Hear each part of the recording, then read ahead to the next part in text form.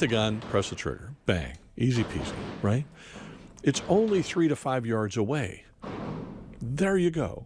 At that distance, you do not need sights. You do not need optics. Point the gun the way you would your finger and press the trigger, and you're going to hit the bad guy.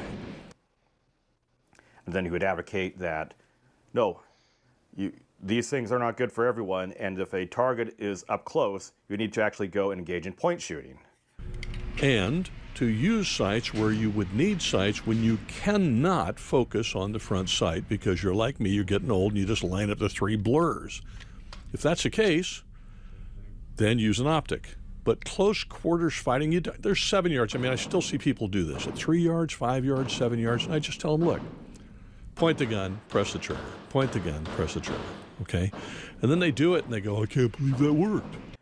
However, this is a very obsolescent and dated type of technique out there, and it'd be called out on it. Certain people are absolutely obsessed with like Doctrine, okay? You got GlowSoBright talking about this old man and what this old man says.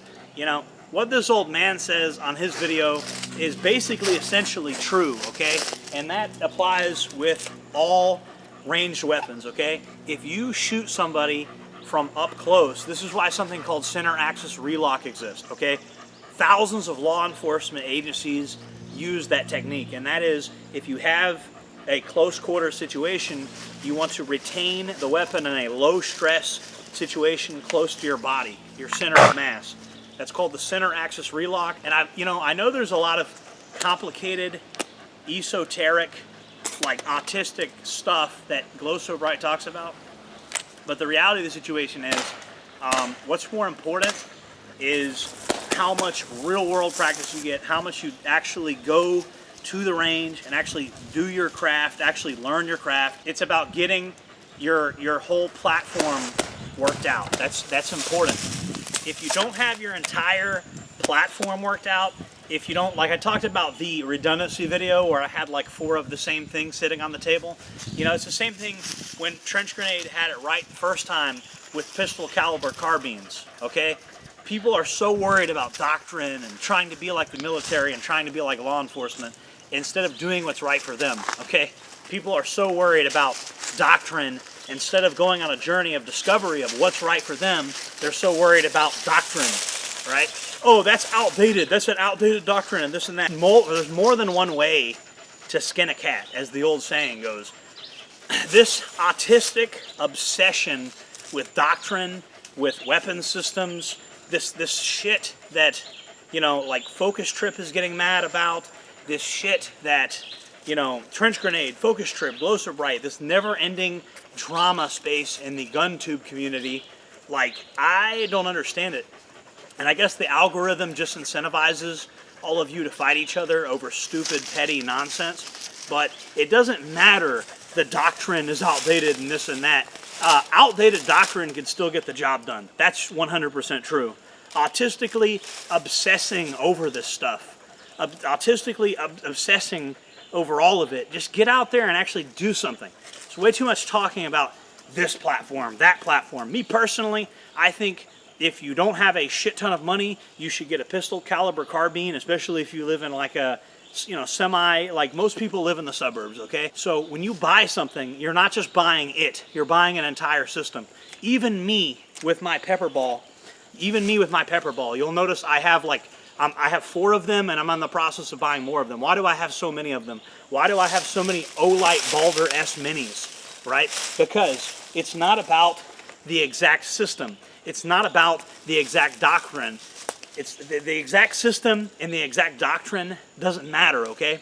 It's getting to the fight and what happens after the fight and the logistics of everything that leads up to that is what matters, okay? Amateurs think about tactics. Professionals think about logistics. If you're not a military guy or a law enforcement guy, you need to be preparing for your specific asymmetric fight. It's not about what's best for the military or what's best for this law enforcement agency. You can factor that in when you make your purchasing decisions of what platforms you use, what tactics you implement. But truly, you are your own man, and you come up with what works best for you, okay? So when I tell you that the center axis relock is not FUD lore, and when I tell you that, yeah, absolutely, The closer you are to a target, the easier it is to hit. That's common sense, okay? And GlowSoBright has autistically lost sight of this. I don't even know what he's saying, quite frankly. I don't need to know what he's saying. He's going to point out that I don't fully understand the little autistic merits of whatever he's saying. Listen, I don't, you know, this is a spectrum disorder. I just look at what works, okay? I look at what works. I'm not obsessed with, you know, this or that. I'm obsessed with what works.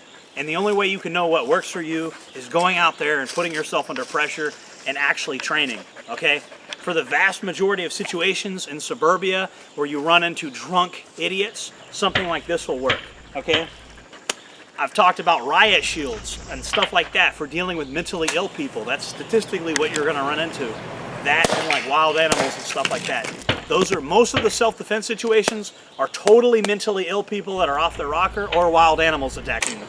100%. You can look at the crime statistics from that. I'm more likely to get attacked by an animal right now than a human being. That is a utter 100% fact, okay?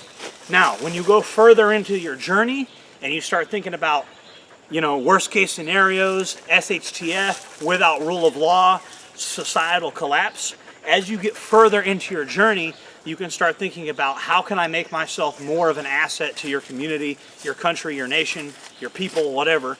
You know, you can replace those words with whatever you want. Completely obsessing over who's right and who's wrong and having a pissing contest, okay? You need to know basic muzzle and trigger discipline and how to not accidentally kill your friend. That's obviously very important. That's a universal, okay? That doesn't get outdated. That's the number one thing you should be focused on if you're completely new to this. But don't be worried about having the latest and greatest doctrine. That's not a worthy use of your time. It's not a worthy use of your time. Having enough to get the job done realistically is enough. And if you get so bogged down in the very specific minutia of how the job gets done, you'll never get anywhere. Like, comment, subscribe. Check out the camouflage patterns and stuff that I sell. I sell some amazing camouflage rash guards and other products like that. See you guys in the next one. Jordan Jareb, signing off.